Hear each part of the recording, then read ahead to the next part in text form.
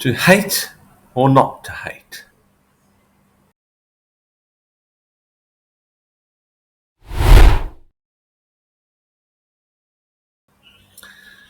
Sometimes people do things to us that make us angry or hurt us. In fact, people do this very often. Always the pain and anger are very real and they're not to be denied. Sometimes our pain and anger are appropriate and in proportion to the perceived injury or insult.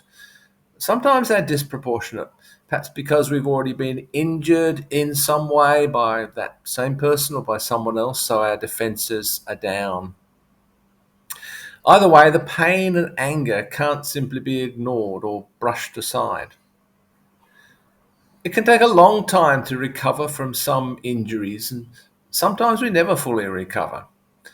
Some responses are more helpful and constructive than others. Lashing out in retaliation, although the impulse is difficult to resist and acting out on it may make us feel good in the short term, it's rarely of any benefit in the long term. More often than not, it simply leads to an escalating cascade of violence and recrimination. It adds to our own injury. It can harm us more deeply than the original injury did. It's understandable that we sometimes feel hatred towards someone who's caused us serious harm or injury. But this hatred itself can seriously harm us as we try to live our lives.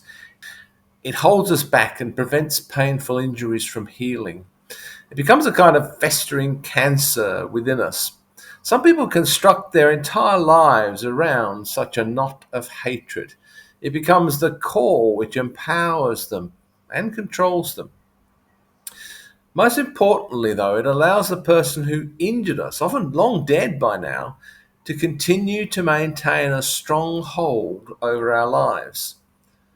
They continue to control us, to set the pattern for our lives, even long after they've completely forgotten the incident themselves, even from beyond the grave.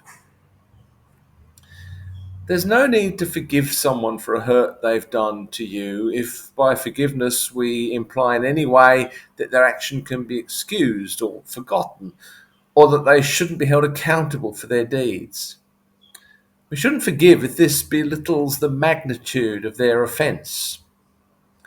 What we do need to do, though, is sever their emotional hold over us. As long as we feel an emotion as strong as hatred for someone who's harmed us, we're letting them to continue to harm us. By all means, bring people to justice to answer for their crimes. By all means, keep the memory of their crimes alive. But let go of hatred. They don't deserve such power over you.